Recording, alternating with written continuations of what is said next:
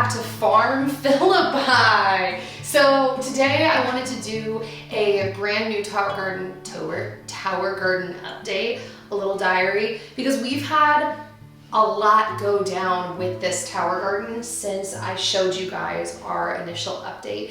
And it honestly only happened within days of talking last. So I kind of just wanted to share with you guys what's been happening, because it's been a little bit sad. It's also definitely been potentially confidence boosting, because I think I have saved our garden. Let me just back up and explain. So I actually was Instagramming about this as it was going down, but about a week or so ago, one day I came up and I started noticing, I leaned in, I was like, what is that on the garden? And they were tiny little bugs all over the plants. Actually, the first place that I noticed them was in the cilantro. It took me really getting close to the garden and coming in and being like, oh my gosh, those are bugs. They were the tiniest things I've ever seen. And I found them all curled up in the cilantro. All of the cilantro actually started to curl in on itself. And it was kind of crazy to see. And then the closer I got, I started realizing that these bugs were actually everywhere. And it was really sad, because then when I started investigating more, like it was kind of like when you clean your house and you start cleaning and then you're like, oh my gosh, there's more. I started noticing that 98% of my basil leaves, on the back of them, had these tiny little black dots. And the same thing was true of my jalapeno plant, of all of the leaves. They had tiny little black dots. And I posted on Instagram, and a lot of people thought it was a mold. I am not convinced it was a mold still. And actually I did a lot of research, and I could only find one person on the internet who had exactly what we had. I am convinced it was not mold. I'm actually convinced that they were bug eggs, just because the actual bugs crawling around were not much bigger than the little dots that were on the back of the leaves. And I could swear that sometimes some of those dots, I got mail, would like start crawling. It was a real trick. So I did a lot of research. A lot of you guys recommended neem oil, which I still don't have yet. I'm going to be purchasing.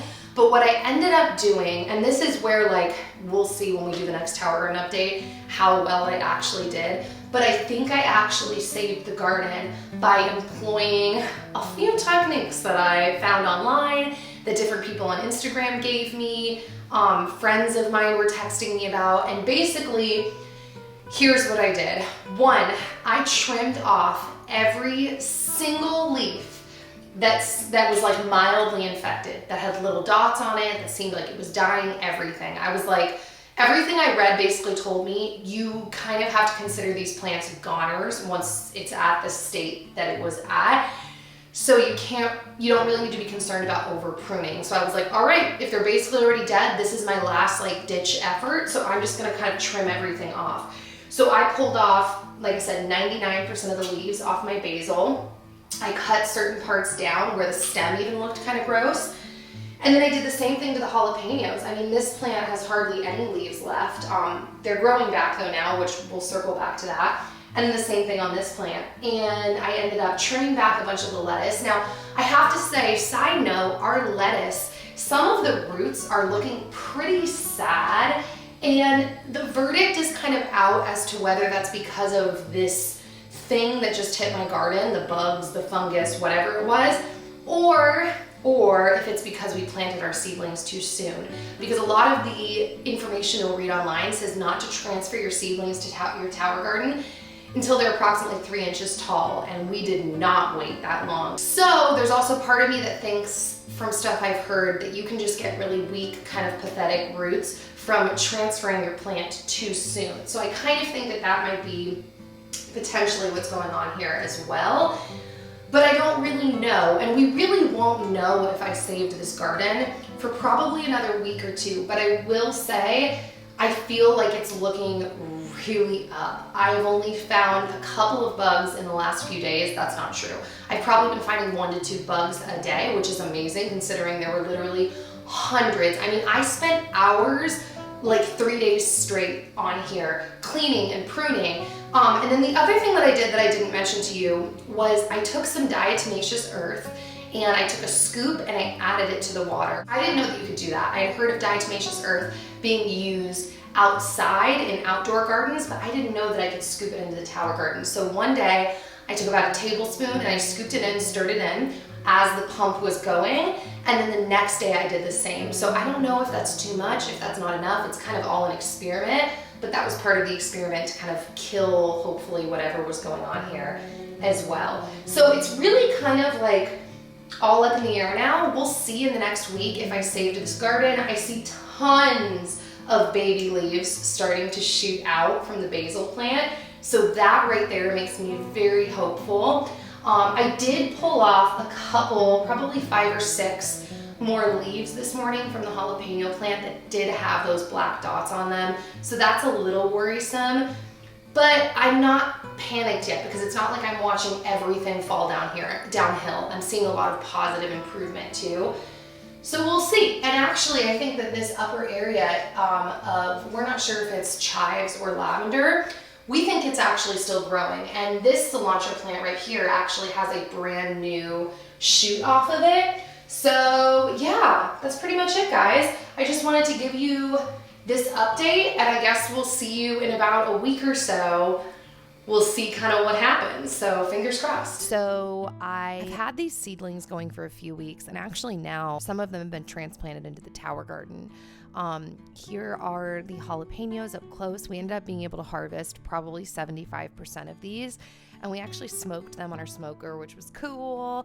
And here was the lettuce and the state that it was in, and our cilantro. It's very sad. And even now, like just a couple weeks later, it's so different. It's crazy. I already can't wait to put up the 3rd tower garden diary. This, which I almost positive is lavender, that I thought was dying, has actually tripled in size since this video. It's kind of crazy.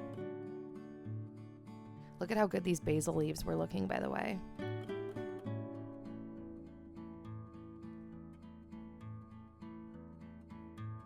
So after we harvested the jalapenos, we felt like the plant was just not salvageable. So we ripped it out of the tower garden, and look at these roots. Look at how long they are. This is the first full-size plant we had ever ripped out of the tower garden. So it was kind of a trip to see. So I like to clean my tower garden if I can, like once a month. It gets kind of gross from not only like just the plants, but also like the calcification of all the nutrients kind of seeping out of the side of it. It's kind of an ordeal to clean it, but I just think it looks so much prettier, and then it doesn't get out of hand when you just kind of keep it wiped up.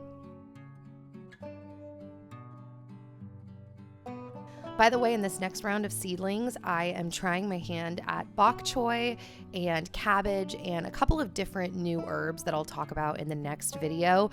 But even since then, I have learned quite a bit about germinating seeds and growing little seedlings. I purchased 2 heating mats to help germinate and grow my seeds faster. I recently purchased an extra grow light.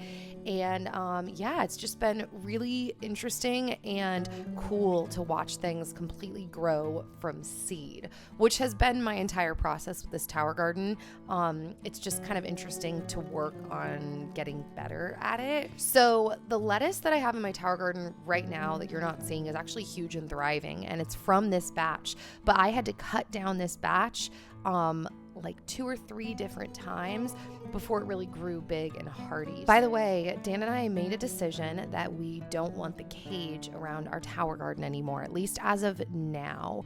We didn't really feel like there was a point. We pulled the lights outside of the caged area, and you know, maybe we would put the cage back if we felt like we needed it, but indoors we feel like we don't, because we're not really growing things with huge fruit, and we can use twine like we did on our jalapenos if we need to help a plant kind of stay up. By the way, this was what some of the lettuce that I was cutting looked like up close.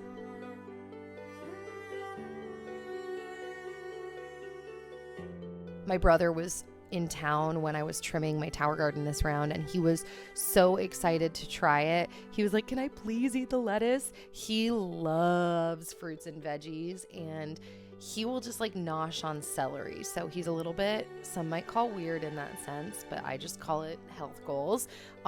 So yeah, he wanted to try the pile of lettuce that I trimmed. I believe this was my second or third cutting. And so I said, have at it, Casey. So he ate it. I'm not going to lie though, I actually like to eat my lettuce off the Tower Garden plain too. It's very fulfilling. Those jalapenos were so good. It makes me so excited for hopefully my next jalapeno plant. So if you missed my last video, I actually uploaded a peaceful morning routine. If you haven't heard me mention this, that's kind of been my word lately, is just like peace. And so I filmed what a peaceful morning looks like for me right now in the winter 2019. And it actually ended up being my last How to Be Happy January video. I feel like I never end that series with a bang, but I will be talking about the series soon, possibly this upcoming week, because I have some thoughts around it that I still kind of want to tie up and chat with you guys about. So I'll see you back here soon, hopefully on Monday, and I hope you have a good day. All right, bye guys.